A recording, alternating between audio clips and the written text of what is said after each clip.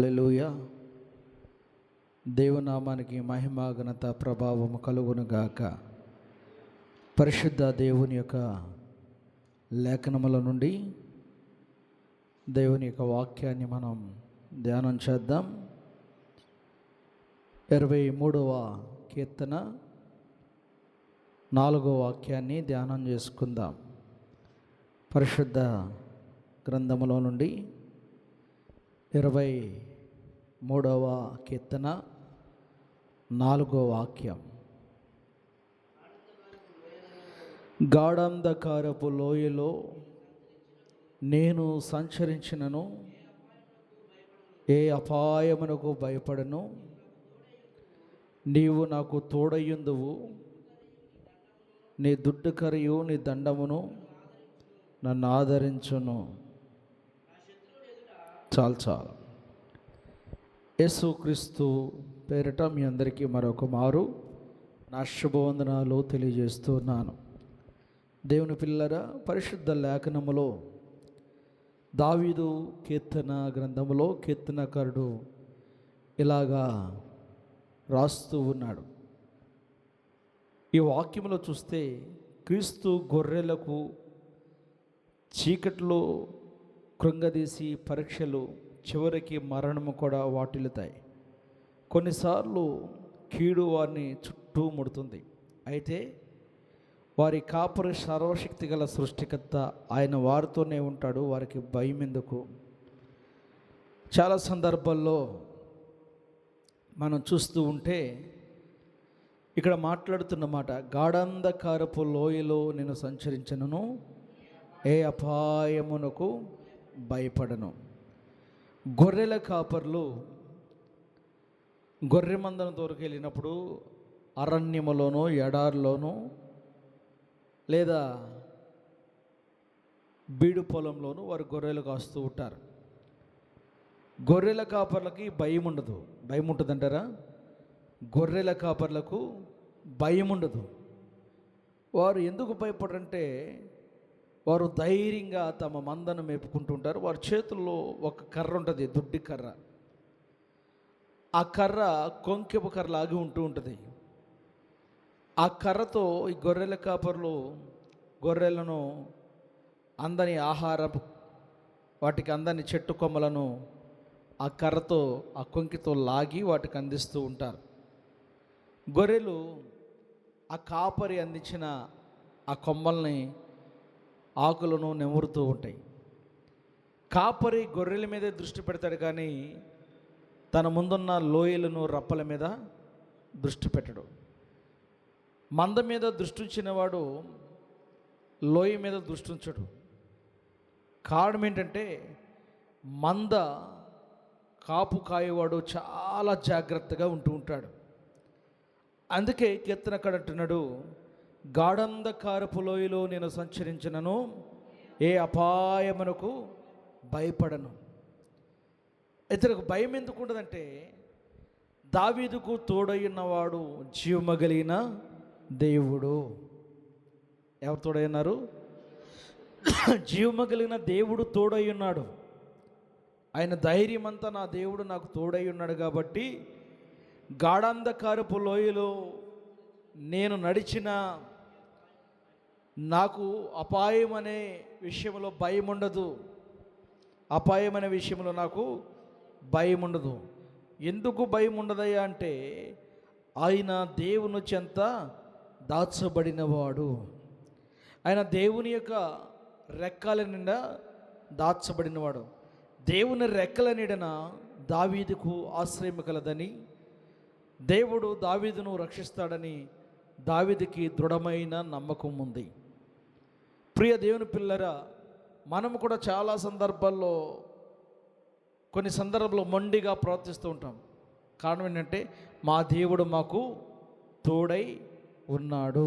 మా దేవుడు మాకు తోడై ఉన్నాడు. దేవుడు మాకు తోడై ఉన్నాడు కాబట్టి మాకు భయమే లేదు.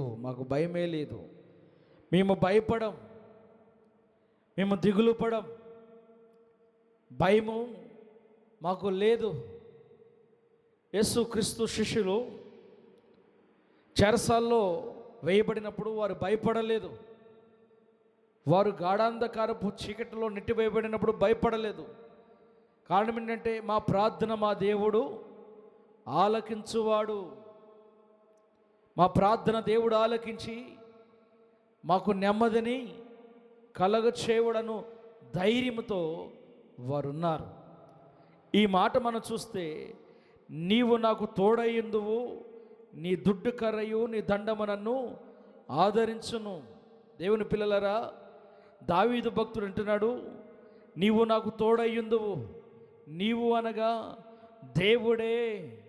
దేవుడే దావీదుకు తోడయ్యున్నాడని, దేవుడే నా పక్షంగా నిలిచి ఉన్నాడని, దేవుని యొక్క చేతికర్ర నీకు తోడయ్యుందని, నీ దండము నన్ను ఆదరించును, నీ కాపుదల నన్ను ఆదరించును ప్రభువా అని దావీదు ప్రార్థిస్తూ ఉన్నాడు. చాలా సందర్భాల్లో మనము కూడా అపాయము కలిగిన వేళ ప్రార్థన చేస్తూ ఉంటాం. అవమానమైనప్పటికీ, అపాయము కలిగినప్పటికీ చాలా సందర్భాల్లో మనం ఏం చేస్తూ ఉంటామంటే, కృంగిపోయే సమయంలో దేవుని వైపు తిరిగి ప్రార్థన చేస్తూ ఉంటాం. దేవుని వైపు తిరిగినప్పుడు మనకు ఒక ధైర్యం, మా దేవుడు మమ్మలను ఆదరిస్తాడు, ఆదరిస్తాడు, ఆదరిస్తాడు.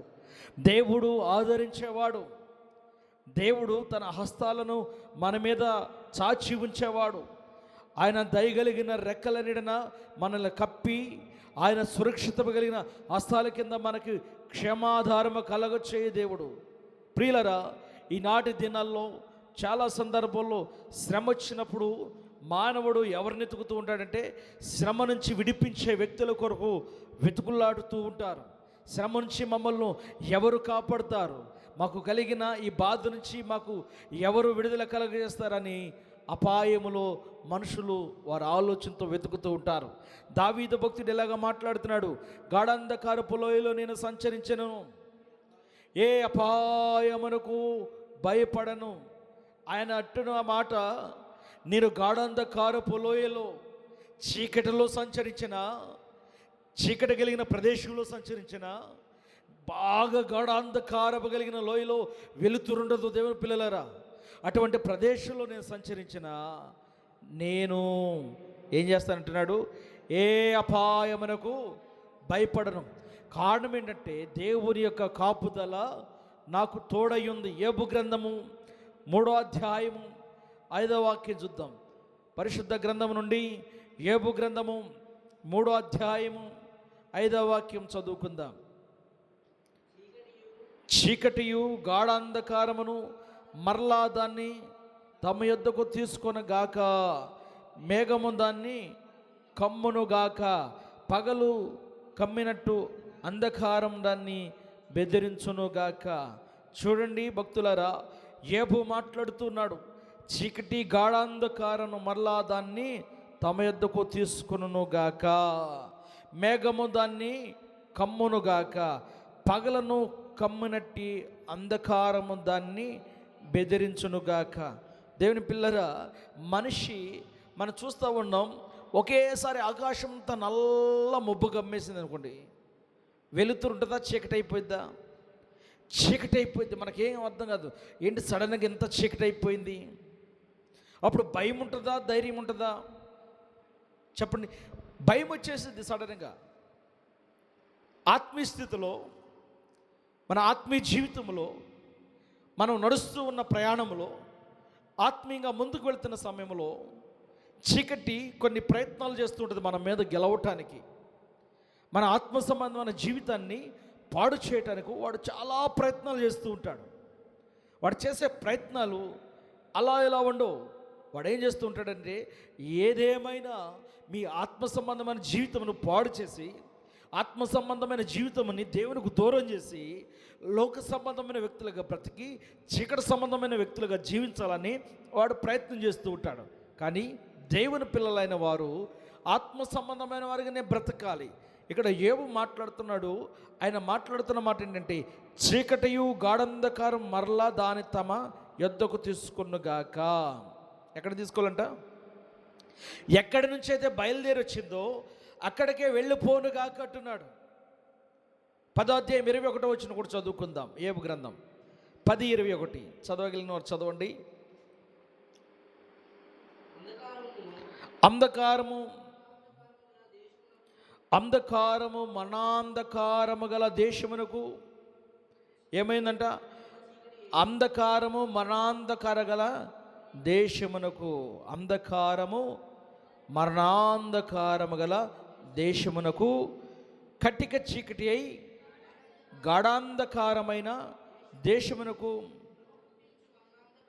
భ్రమ పుట్టించు మరణాంధకార దేశమునకు, వెలుగే చీకటి గల దేశమునకు నేను వెళ్ళక ముందు కొంతసేపు నేను తెప్పరిల్లినట్లు నన్ను విడిచి నా జోలికి రాకుండుము. ఏమని అడుగుతున్నాడు భక్తుడు ఇక్కడ? అంధకారము మరణాంధకారము గల దేశమునకు, కటిక చీకటై గాఢాంధకారమైన దేశమునకు, భ్రమ పుట్టించు మరణాంధకార దేశమునకు, వెలిగే లేక చీకటి గల దేశమునకు నేను వెళ్ళకముందు కొంతసేపు నేను తెప్పరిల్లినట్టు నన్ను విడిచి నా జోలికి రాకుండుము. దేవుని పిల్లరా, భక్తుడు మాట్లాడుతున్నాడు, అంధకారము మరణాంధకార గల దేశమునకు. ఇప్పుడు చనిపోయిన వాడుకు వెలుగు కనబడిద్దా? చనిపోయినడుకు వెలుగు కనబడిద్దా? చనిపోయినాడు ఎక్కడుంటాడు? అతడు సమాధి చేయబడిన తర్వాత అతన్ని పెట్టెలో పెట్టి పూడ్చిన తర్వాత ఆయన ఎక్కడుంటాడు? ఆ పెట్టె ఎక్కడుంటుంది? మట్టిలో కప్పబడినది ఎలా ఉంటుంది? చీకటిలో ఉంటుంది. అది కన్నులు ఎదురు చూస్తాడా? చూడలేడు. ఒకవేళ బ్రతికుండి సమాధి చేసినా కళ్ళుండి చూస్తే వెలుతురు కనబడిద్దా? కనబడదు. చీకటి మాత్రమే కనబడిద్ది. దేవుని వాక్యములో చూస్తే భ్రమ పుట్టించు మరణాంధకార దేశమునకు, వెలిగే లేక చీకటి గల దేశముకు నేను వెళ్ళకముందు కొంతసేపు నేను త్రెప్పరిల్లినట్లు నన్ను విడిచి నా జోలికి రాకుండుము. మరణము నా జోలికి రావద్దు, చీకటి నా జోలికి రావద్దని భక్తుడు మాట్లాడుతున్నాడు. దేవుని పిల్లలు చీకటిలో ఉండాలా? వెలుగులో ఉండాలా? వెలుగులోనే సంచరించాలి, వెలుగులోనే జీవించాలి. 24 అధ్యాయం 17 వాక్యం చూస్తే అక్కడ కొన్ని శ్రేష్టమైన మాటలు కనపడతాయి.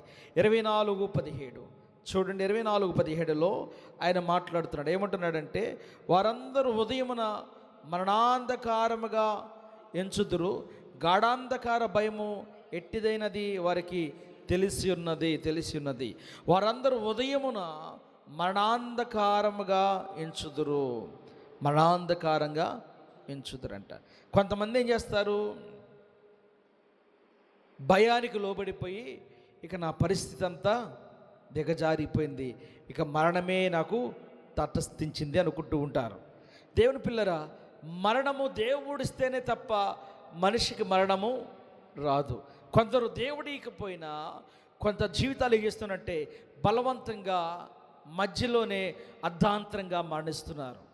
వారు చేసిన అపరాధములను బట్టి వారికి భయం కలిగి వారు ఏం చేస్తారంటే, ఇక నేను జీవించటం వ్యర్థము, నా జీవితంలో నాకు విలువ లేకుండా పోతుంది, కాబట్టి నేను ఎవరి కొరకు బ్రతకాలి? నాకున్న గౌరవం, మర్యాద, పేరు, ప్రఖ్యాతులు అన్నీ పోగొట్టను, కాబట్టి ఇక నేను బ్రతకటం అనవసరం అనుకొని కొందరు ఏం చేస్తున్నారంటే వారి జీవితాలను ముగించి వేస్తున్నారు. ఎందుకు ముగిస్తున్నారంటే వారికి కలిగిన అవమానాన్ని బట్టి భరించలేక, వారు కలిగిన ఆపదను బట్టి భరించలేక. అయితే దేవుని పిల్లలు మరణించడం దేవునికి ఇష్టం లేదు. మరణాంధకారంలో సంచరించే వారికైనా వెలుగు ప్రకాశించే దేవుడు. మరణాంధకారపు లోయలో సంచారం చేసిన ఆ మరణాంధకారపు లోయలో మొరపెట్టినప్పుడు మరణాంధకారపు లోయలో నుంచి దేవుడు మనల్ని విడిపించేవాడు. మరణాన్ని మన మీద అధికారం చేయనిస్తాడా? పొర్రపోటును కూడా చేయనివుడు. మన దేవుడు మరణ భూములను విరిచినవాడు. ఆమేన్, హల్లెలూయా, హల్లెలూయా. దేవుడు మరణ భూములను విరిచి ఆయన అంటున్నాడు, మరణమా నీ ముల్లెక్కడ? మరణమా నీ విజయం ఎక్కడ? మరణమా నీ ముల్లెక్కడ? మరణమా నీ విజయం ఎక్కడ? మరణపు ముళ్ళను యేసుక్రీస్తు ప్రభువారు 2026 సంవత్సరంలో ఆయన శిలువ మాను మీద మరణపు ముళ్ళను విరిచి మృత్యుంజయుడై పునరుద్ధానుడై మన కొరకు తిరిగి లేచిన సజీవుడైన యేసయ్య. హల్లెలూయా. మనం ఎవరితో నడుస్తున్నాం? మృత్యుంజయునితో నడుస్తున్నాం. మృత్యువుతో కాదు, మృత్యుంజయుడితో మనము సంచారము చేస్తున్నాం. మనం భయపడవసరం లేదు, మనం దిగులు పడవసరం లేదు, మనం వేదన చెందవసరం లేదు. చాలామంది లబ్బున దుఃఖపడి ఏడుస్తూ ఉంటారు. దేవుడు చెప్పినట్టుగా బ్రతుకుటం నేర్చుకో. దేవునికి అనుకూలత కలిగిన జీవితం కలిగి జీవించు. కాస్తంత కలిగినాక దేవుణ్ణి మర్చిపోవటం కాదు, లేనిది నీకు కలిగిన తర్వాత ప్రభువుని విడిచిపెట్టడం కాదు. కొందరు ఇలా ప్రార్థన చేస్తూ ఉంటారండి, ప్రభా చిన్న ఇల్లు లేదు, ఇల్లు అయ్యా అని అడుగుతారు, ఇల్లు ఇస్తాడు. ప్రభా నా పిల్లలకు చదువు సరిగ్గా రావట్లేదు, చదువు అయ్యా అంటే చదువిస్తాడు. కొందరు ప్రభా నా పిల్లలు బాగా చదువుకున్నారు కానీ మంచి ఉద్యోగం లేదయ్యా, ఉద్యోగం అంటే ఉద్యోగం ఇస్తారు. ఇన్ని కలిగిన తర్వాత ప్రభుత్వ జాగ్రత్త కొట్టినారంటే ఏంటమ్మా ప్రార్థన రాలేదంటే, పిల్లడు ఈరోజు ఉద్యోగం ఉందనండి, ఆయనకి క్యారేజ్ తయారు చేయడానికి నేను రాలేకపోయానండి. ఓహో, ఆదివారం పునరుద్ధానంలో దేవుని ఆరాధించడానికి పిల్లడికి ఏముంది? ఉద్యోగం ఉందంట. ఆ ఉద్యోగమును బట్టి పిల్లోడు క్యారేజ్ ప్రిపేర్ చేయడానికి తల్లి ఆగిపోయిందంట. ఒకప్పుడు అదే తల్లి అదే పిల్లోడు మందిరం మొదలు పెట్టకుండా, మందిరాన్ని విడిచిపెట్టకుండా దేవుని సన్నిధిలో ఆ కన్నీరు కచ్చి ఆ దేవుని యొద్దే ఆయన పాదాలు పట్టుకుని ఎప్పుడు మందిరం మారం ప్రభా, మమ్మల్ని దీవిస్తే నీతోనే మేము అంటారు లేదా? అంటారు. ఉద్యోగం వచ్చిన తర్వాత దేవుడు లేడు, ఏమీ లేడు అయ్యా అంటే ఆఫీసులో ఊరుకోవట్లేదండి. నేనంటాను, కాస్త ఆఫీసులో ఉద్యోగం పోతే అప్పుడొచ్చి మళ్ళా దేవుని పాదాల దగ్గర పట్టుకొని, అయ్యగారు ఉద్యోగంలో తీసేసరికి ప్రార్థన చేయండి అయ్యగారు. ఆపద వచ్చినప్పుడు అయ్యగారు కావాలి, దేవుడు కావాలి. ఆపద తీరిపోతేనేమో దేవుడు వద్దు, పాస్టర్ గారు కూడా వద్దు. ఇలాగే ఒక వ్యక్తి తన జీవితంలో తండ్రి లేడు, చిన్ననాటే తండ్రిని కోల్పోయాడు. తల్లి తనకు కలిగిన భక్తిని బట్టి ఆ బాబుని తీసుకొని దేవుని మందిరంలో పరిచయం చేసుకుంటూ ఆ కుమారుని చదివించిందిట. చదివిస్తే ఆ సండే స్కూల్ అయిపోయిన తర్వాత చర్చిలో బాబునంట చెప్పుల స్టాండ్ దగ్గర పెట్టారంట అండి. ఎక్కడ పెట్టారు? చెప్పుల స్టాండ్ దగ్గర పెట్టారంట. చెప్పుల స్టాండ్ దగ్గర పెడితే ఆ బాబు చక్కగా చెప్పుల స్టాండ్లో చెప్పులన్నీ పేరుస్తూ నీట్గా ఉండి ఆ చెప్పులు ఆరాధన అయిపోయే వరకు ఆ చెప్పుల దగ్గరే కాపలాదారిగా నిలబడేవాడంట. చెప్పుల దగ్గరే కాపలాదారిగా నిలబడి ఆయన దేవుని సన్నిధిలో ఆ పరిచర్య చేసుకుంటూ చదువుకుంటూ మెల్లమెల్లగా చదువుకుంటూ అన్ని క్లాసుల్లో ఫస్ట్ క్లాసేనంట. అన్ని క్లాసుల్లో ఫస్ట్ క్లాసే. అయితే ప్రియులరా, ఆయన ఐఏఎస్ ప్రిపేర్ అయ్యాడట. తండ్రి లేడు, దేవుని సన్నిధే తండ్రిగా భావించుకున్నాడు. తల్లి చెప్పినట్టుగా ప్రార్థన నేర్చుకున్నాడు. తల్లి చెప్పినట్టుగా దైవభక్తి కలిగి జీవించాడు. తల్లి చెప్పినట్టుగా దేవుని నామను గణపరుస్తున్నాడు. అతడు బాల్యం నుంచే దేవుని సన్నిధి ఎదిగాడు. వారి కుటుంబం ఏమైనా క్రైస్తవ కుటుంబం అంటే కాదు, అన్యజనుల నుండి ప్రభువును అంగీకరించిన కుటుంబం. హైందవ కుటుంబం నుంచి క్రీస్తును నమ్ముకున్నది ఆ తల్లి. ఆమె నమ్ముకున్న తర్వాత తన భర్తను కోల్పోయినప్పుడు చాలామంది ఆమెను ఎగతాళి చేశారంట, చాలామంది అగౌరవపరిచారట, చాలామంది చిచ్చి నువ్వు ఆ ప్రభువు నమ్ముకున్నా కాబట్టి నీ బ్రతికిట్టయిపోయిందన్నారంట. అయినా అవమానాలన్నీ భరిస్తూ అవమానాలన్నీ పూదండగా వేసుకొని ప్రార్థన మానకుండా అవమానాలను విడిచిపెట్టేసింది, కానీ ప్రార్థన మాత్రం ఆమె విడిచిపెట్టలేదు. ఏం విడిచిపెట్టలేదు? ప్రార్థన విడిచిపెట్టలా, అవమానాలను విడిచిపెట్టింది. ఈరోజు ఎవరైనా ఒక మాట అంటే ఆ మాట పట్టుకునే ముందుకు ప్రయత్నం చేస్తారు, కానీ ప్రార్థన చేయలేకపోతున్నారు. ప్రార్థన చేయాలి. కొందరు అంటూ ఉంటారు, నా చెబుతుంటారు, పాస్టర్ గారు మాకు శత్రువులు ఉండారండి, వారి కోసం ప్రార్థన చేయండి. పాస్టర్ గారు మాకు ప్రార్థన చేసే టైం లేదు, కానీ కొందరు విషయంలో మీరు ప్రార్థన చేయండి అని అడుగుతూ ఉంటారు. నేను ప్రార్థన చేయటం కాదు, నీవు ప్రార్థన చేసి నీవు దేవుని దగ్గర సరిగా నడవటం నేర్చుకుంటే, దేవుడు నీకు ఇచ్చిన ఆత్మీయస్థితిని నిలబెట్టుకోగలిగితే, దేవునికి నీకున్న సంబంధాన్ని కాపాడుకోగలిగితే దేవుడు నీ ప్రార్థన వింటాడు. ఆమేన్. వినడా? వింటాడు. కానీ మా జీవితాల్లో మా ఇష్టం అండి, పాస్టర్ గారు మీరు మాత్రం ప్రార్థన చేయాలండి. ఏమంటారు? మా జీవితాల్లో మా ఇష్టం పాస్టర్ గారు, మీరు మాత్రం మేము చెప్పినట్టు ప్రార్థన చేయాలి. ప్రియ దేవుని బిడ్డలారా, నీ జీవితం నీ ఇష్టమైనప్పుడు పాస్టర్ గారు ప్రార్థన చేస్తే దేవుడు నీ పక్షంగా ఎందుకు కార్యం చేస్తాడు? పొరపాటును కూడా చేయడు. నువ్వు మార్పు చెందిన వ్యక్తివైతే, మారు మనసు పొందిన వ్యక్తివైతే నీవు దేవునికి సమయం ఇవ్వాలి. నువ్వు దేవునితో నడుస్తున్న నడవడిని పరిశుద్ధపరచుకోవాలి. నువ్వు దేవునితో నీ జీవితం ఎలాగుందో పరీక్షించుకోవాలి. అయితే ఆ తల్లి ఆ కుమారుడు అలాగే దైవభక్తులు పెంచిన తర్వాత ఆ కుమారుడు ఐఏఎస్ ప్రిపేర్ అయ్యాడు. చదివి ఐఏఎస్ రాస్తే ఆయన ఒక జిల్లా కలెక్టర్ అయ్యాడు. స్తోత్రం కలుగునగాక. హల్లెలూయా. దేవుని యందు నమ్మకమైన హృదయం కలిగిన వాడుగా కలెక్టర్ జాబ్ కలిగి కలెక్టర్ హోదాలో ఒకరోజు చర్చి దగ్గరకు వచ్చారట. వచ్చి పాస్టర్ గారికి వందనాలు చెప్పి, సంఘానికి వందనాలు చెప్పి, సాక్ష్యం చెప్పి కిందకు వెళ్ళాడంట. పాస్టర్ గారు అనుకుంటున్నాడంట ఇంకా వస్తారులే అని ఎదురు చూస్తున్నాడంట. తీరా చూస్తే అయ్యా కలెక్టర్ గారు రాలేదు చూడండి ఎక్కడ ఉన్నాడంటే ఆయన చెప్పులు స్టాండ్ దగ్గర నిలబడ్డాడంట. వచ్చిన వారు అందరు చెప్పులు తీసుకొని స్టాండ్లో పెడుతూ ఉన్నాడంట. ఆయన ఏం నేర్చుకున్నాడు? తన బాల్యములో చెప్పుల దగ్గర పరిచయం నేర్చుకున్నాడు. చెప్పుల స్టాండ్ దగ్గర కలెక్టర్ అయ్యి వచ్చి కూడా ఏం చేస్తున్నాడు? తన బాల్య జీవితంలో నేర్చుకున్న భక్తినే కొనసాగిస్తుంది. అదే కొందరైతే కలెక్టర్ అయితే పాస్టర్ గారి ముందే కాలు మీద కాలు వేసి కూర్చొని ఏంటి పాస్టర్ గారి సంగతిలో ఏం చేయమంటారు, మీకు ఎంత ఇవ్వమంటారు? గర్వం కదా. ఆయన గర్వించలేదు. దేవుని నామమును బట్టి తగ్గించుకొని ప్రార్థన చేస్తున్నాడు. దేవుని పిల్లరా, మనము దేవుని సన్నిధిలో మొట్టమొదటి నేర్చుకోవాల్సింది ఏంటంటే విధేయత కలిగిన ప్రార్థనా జీవితం. దావీదు గడంధకరపులో నేను సంచరించినను ఏ పాయమునకు భయపడను. భయం ఎందుకు పడనంటాడంటే ఆయనతో దేవుడు ఉన్నాడు.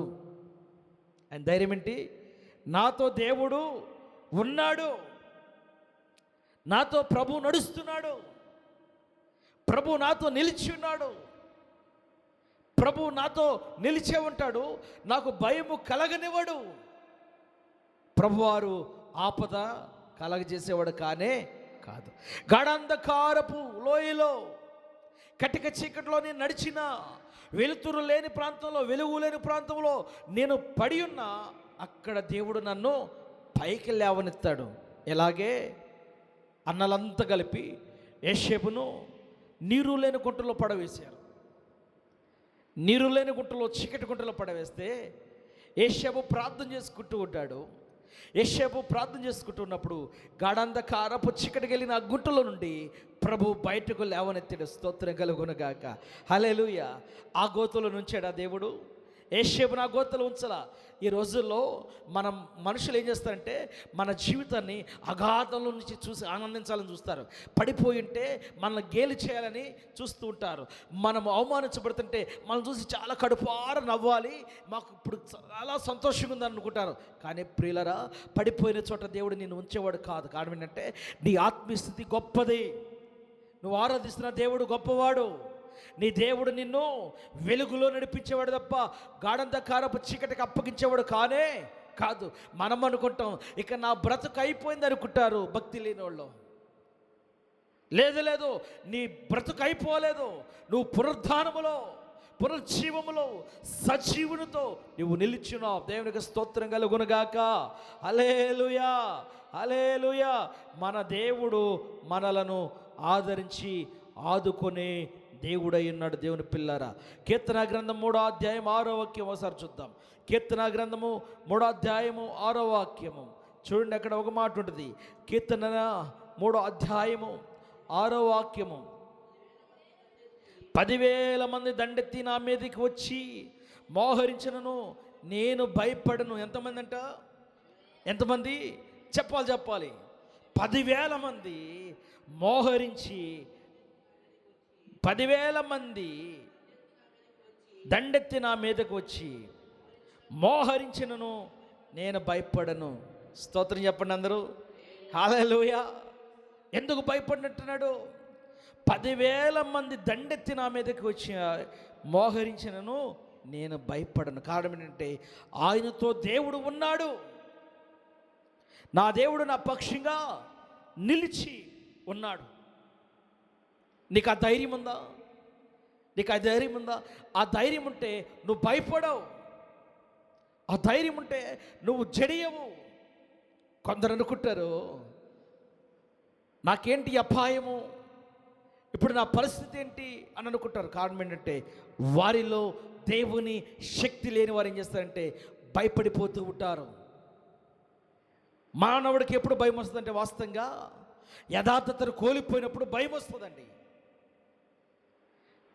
క్రీస్తు పిల్లలు ఎలా ఉండాలంటే ఎప్పుడు పరిశుద్ధ అలంకారము కలిగి, నీతి కలిగి, నీతిమంతులు సింహం వలె ధైర్యంగా ఉందరని ఎంత స్వచ్ఛమైన దేవుని వాక్యం ఉందో అలాగ బ్రతకాలి, అలాగ బ్రతకాలి. నువ్వు పాడు పనులు చేసుకుంటూ దేవుడిచ్చిన దాన్ని అనుభవించి దేవుని దూరం చేసుకొని, దేవుని నీకు ఇచ్చిన ఆత్మీయులను దూరం చేసుకొని, సంఘాన్ని దూరం చేసుకొని, దైవజనులను దూరం చేసుకొని నీవు నీ జీవితాన్ని పాడు చేసుకుంటున్నావే, నీకు ఎందుకు దేవుని ఆశీర్వాదం ఉంటుంది? ఉంటుందా? ఉండదు. అటు వారిని ఒంటరిగా విడిచిపెట్టేస్తాడు దేవుడు. అటు వారిని దేవుడు వారికి సహాయం కూడా చేయడు. కారణం ఏంటంటే దేవుడు వారిని భ్రష్టు మనసు అప్పగించేశాడు. కావాలన్నప్పుడేమో విడిచిపెట్టకుండా ప్రాధేయపడి ఎప్పుడు వస్తుందయ్యా, ఎప్పుడు ఇస్తావయ్యా, రేపిస్తావా, ఎల్లుండిస్తావా, అసలు విస్తావయ్యా అని కొందరు దేవుని దగ్గర పోరాడి ఆరాటపడి పాస్టర్ గారికి ఊపిరాడినెవరు, సంఘానికి ఊపిరాడినెవరు? అయ్యగారు ప్రార్థన చేస్తున్నారా మా కోసం? అయ్యగారు నా ఉద్యోగం కోసం ప్రార్థన చేస్తున్నారా? పాస్టర్ గారు నా ఉద్యోగం కోసం ప్రార్థన, అమ్మా చేస్తాను. మరి ఏం చెప్పాడు దేవుడు? ఎప్పుడు ఇస్తాడంటమ్మా, ఇస్తాడు బ్రదర్. అవునా, ఇస్తాడా? ఎప్పుడో. పాస్టర్ గారిని నిలబెడతాం కాదు. సరే నిలబెట్టావు, పాస్టర్ గారి ప్రార్థన, సంఘ ప్రార్థన, దైవజనరాల ప్రార్థన దేవుడు ఆలకించి ఉద్యోగం ఇచ్చాడు. ఉద్యోగం ఇచ్చిన తర్వాత నువ్వేం చేస్తున్నావు? ఉద్యోగాలు పొందుకున్నంతగా మీరు ఏం చేస్తున్నారు? మందిరం వైపు చూడరు, దేవుని వైపు చూడరు. ఇక లోకానుసారమైన ఆశలు కలిగి లోక ఆశ వలయాల్లో చిక్కబడిన తర్వాత కొంతకాలానికి మళ్ళీ ఎవరు గుర్తొస్తారంటే శ్రమ రాగానే పాస్టర్ గారు గుర్తొస్తాడు. అంతేనా పెదక? అవునా కాదా? పాస్టర్ గారు గుర్తొస్తాడు. పాస్టర్ అయ్యా, వందనాలయ్యా, నేనండి, మర్చిపోయారా? అవును, మేము మర్చిపోతామా? పొరపాటును కూడా మర్చిపోం. మా బాధ అంతా మీరు రావాలనే ప్రార్థన, మీరు బాగుండాలనే ప్రార్థన, మీ జీవితాలు సురక్షితంగా దేవుని దగ్గర ఉండాలనే మా ప్రార్థన, మీ పిల్లలు మీరు క్షేమంగా ఉండాలనే మా ప్రార్థన. మేము ప్రార్థన చేస్తూ ఉంటాం. మీరు వచ్చినా రాకపోయినా మీ ఆత్మల కొరకు దేవుడిచ్చిన భారం మాకుంది కదా, మిమ్మల్ని క్షేమస్థితిలో ఉంచాలనే ప్రార్థిస్తూ ఉంటాం. ఇక్కడ దావీదు భక్తుడు మాట్లాడుతున్నాడు. ఏమని అడుగుతున్నాడంటే, దేవుని పిల్లలరా, ఆయన అడుగుచున్నాడు, 10,000 మంది దండెత్తి నా మీదకి వచ్చి మోహరించను, నేను భయపడను. ఒకవేళ నీకు భయం ఉందా? యేసునామములో ఇప్పుడు ఆ భయాన్ని విడిచిపెట్టు. ప్రభు పేట ఆనబెట్టి చెబుతున్నాను, నజరేయుడైన యేసునామములో నీకున్న భయములు తొలగిపోనుగాక. ఆమేన్, ఆమేన్, ప్రైజ్ ది లార్డ్, హల్లెలూయా, హల్లెలూయా. భయముల నుంచి విడిపించే దేవుడు మనకున్నాడు. భయాల నుంచి విడిపించే దేవుడు మనకి తోడై ఉన్నాడు. కానీ ఆయన యందు భయభక్తులు కలిగినాడు, ఆయన యందు భయభక్తులు కలిగినాడు. బిడ్డ, నా దగ్గరికి చాలామంది వచ్చారు.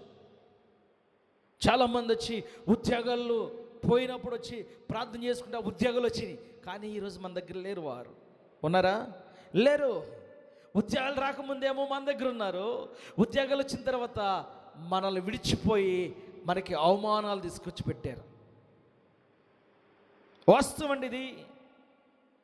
దైవ సన్నిధిలో దేవుని బలిపీఠం మీద నిలబడి చెబుతున్నాను. వాస్తవం. దేవునితో నీవు ఆపదలో ఉన్నప్పుడు దేవునితో సేవకునితో మనసు కలిపి నడిచావు. నీ ఆపద తీరిపోయిన తర్వాత, నీ అక్కర తీరిపోయిన తర్వాత దైవజనుడు అవసరం లేదు, దేవుడు కూడా అవసరం లేదు. జాగ్రత్త.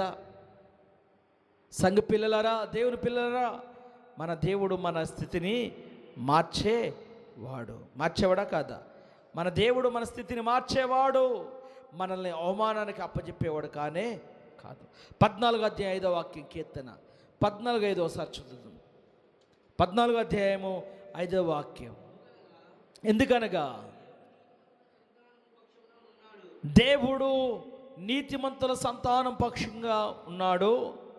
ఎందుకనగా దేవుడు నీతిమంతుల సంతానము పక్షమున ఉన్నాడు. హల్లెలూయా. దేవుడు ఎవరి పక్షాన ఉన్నాడు? నీతిమంతుల సంతానము పక్షమునున్నాడు. బ్రదర్, నీ తండ్రి నీతిని బట్టి, నీ తల్లిదండ్రుల నీతిని బట్టి ఆయన మీ పక్షంగా ఉన్నాడు. నీవు భక్తుడు అని కాదు, నీ తల్లిదండ్రుల నీతిని బట్టి. అబ్రహాము నీతిని బట్టి ఇస్సాకు దీవించబడ్డాడు. ఇస్సాకు నీతిని బట్టి ఇస్సాకు బిడ్డలు దీవించబడ్డారు. యాకోబు నీతిని బట్టి యాకోబు పిల్లలు దీవించబడ్డారు. దావీదు నీతిని బట్టి దావీదు పిల్లలు దీవించబడ్డారు. మన నీతిని బట్టి మన పిల్లలు దీవించబడాలి. ఎందుకనగా దేవుడు నీతిమంతుల సంతానము పక్షమునున్నాడు. మనుషులు మీ పక్షముగా లేరని వేదన చెందొద్దు. నీతిలో నువ్వు నిలబడు. నీతిమంతుల పక్షమున ఎవరు నిలబడుతున్నారు? నీతిమంతుల పక్షాన ఎవరు నిలబడుతున్నారు? దేవుడు నిలబడుతున్నాడు. ఎందుకనగా దేవుడు నీతిమంతుల సంతానము పక్షమున ఉన్నాడు. మీ పక్షమున ఎవరున్నారు?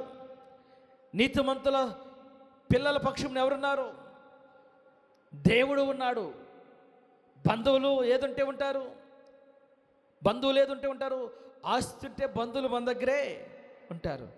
అమ్మా నాన్న చనిపోయారు, పిల్లలు మాత్రం ఉన్నారు. ఆ పిల్లల దగ్గర చాలా పెద్ద కొండంత ఆస్తి ఉంది. ఆ పిల్లల మీద ఎంత ప్రేమ కనపరుస్తారు. ఇక ఆస్తి అంతా ఇలా చేతికి చిక్కేదాకా ఎక్కడ లేని ఎనలేని ప్రేమను చూపిస్తారు.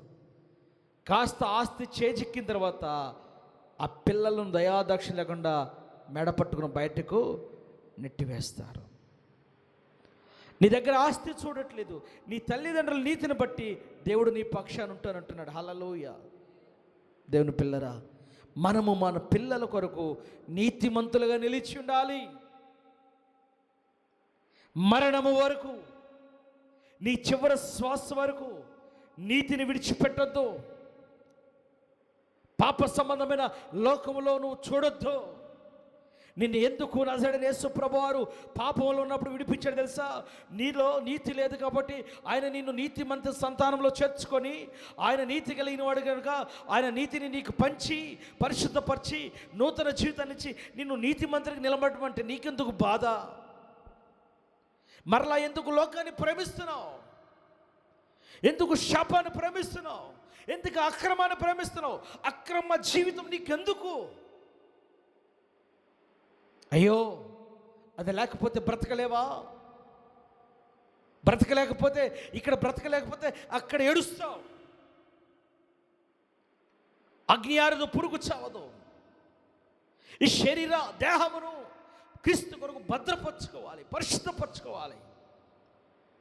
పరిశుద్ధత లేని జీవితం దేవునికి ఇష్టం లేని జీవితం. మన దేవుడు మన దగ్గర ఏం కోరుకుంటున్నాడంటే పరిశుద్ధతను కోరుకుంటున్నాడు. మన దేవుడు మన దగ్గర ఏం కోరుకుంటున్నాడంటే మన దేహంలో పరిశుద్ధతను కోరుకుంటున్నాడు. పరిశుద్ధత మనకి కావాలంటే మనం ఏం చేయాలి? దేవుడికి మన దేహంలో పరిశుద్ధ అలంకరణ కలిగిన జీవితాన్ని ఇవ్వాలి. పరిశుద్ధ అలంకరణ జీవితం ఎప్పుడైతే ప్రభువుకి ఇస్తామో ఆయన మన పక్షంగా, మన పిల్లల పక్షంగా నిలిచి ఉండే దేవుడు. ఆమేన్, ఆమేన్.